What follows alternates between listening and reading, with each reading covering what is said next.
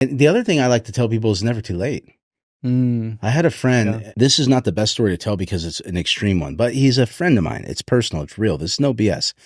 I had a friend who was 55 years old and got into our coaching group, and he had 50 grand in the bank, and he made 250 that year. That's a great income by anybody's standard. And this was well over 10 years ago when 250 was a lot more than it is today. But he had $50,000. He was working 80, 90 hours a week, and his wife thought he was going to have a heart attack, and they had no way to retire. Yeah. So he came in, he was desperate, and he's like, I'll do whatever I'm told. And the guy was the best implementer I've ever seen in my life. Some of that was, he's like, I don't have as much time as you do, Benjamin, right? Yeah. And so he did exactly what he was told. And when it worked, he doubled down on it. And he went to $1 million in income, 5 million, 10 million. A couple of years ago, he made 18 million.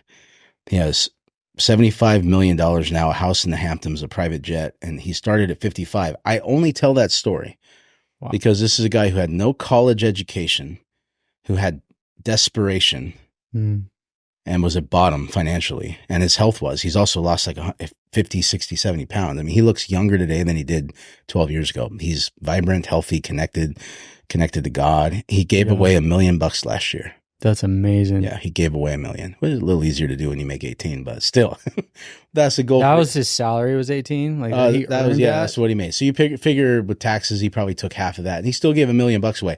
I'm not knocking you, Scott. That is absolutely incredible. That is my goal.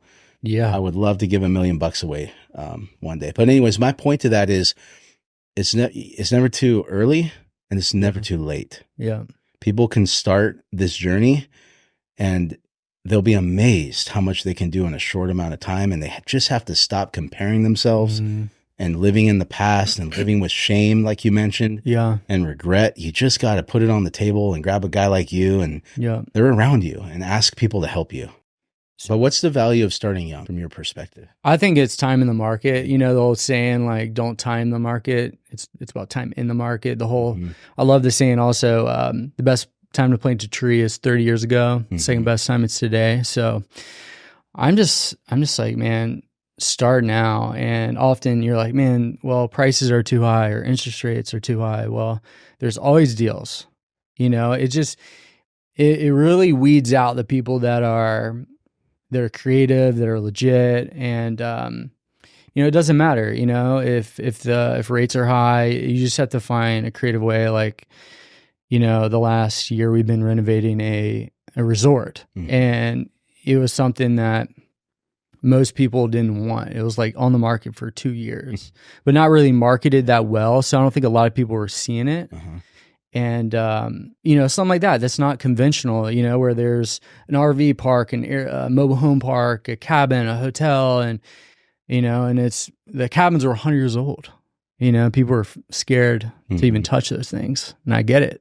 Yeah. We're in California. Who knows, you know? Yeah. And, you know, I've looked at stuff with like storage on it, or, you know, just that kind of non-traditional properties. And I think, yeah, you just got to get creative and find deals.